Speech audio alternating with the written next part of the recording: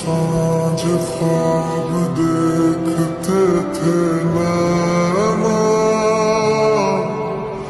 बिछड़ এই তোরা যারা যারা সাদা পাথর চুরি করছস তোরা আর কক্সবাজারের মালু চুরি করে দিলাম। আমি এখনো কক্সবাজার ঘুরতে যাই নাই গা। আরে কক্সবাজারের সামনে কিনো আছে ভাই, ওটা ধরিস না, তাহলে কক্সবাজারের সুন্দর চোখ বন্ধ হয়ে যাবে।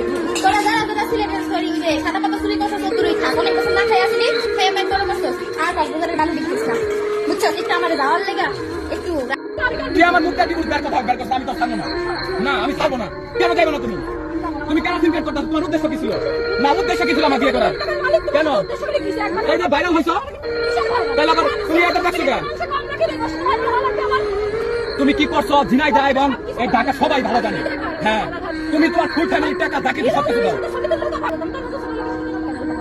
ভাই উপরে আমার সাথে সংসার করার জন্য কথা বলতে রিয়াজ ভাই আমি কি বলবো ভাই বলেন তো ভাই? আমি থেকে আমার আর নেওয়ার উপায় আছে?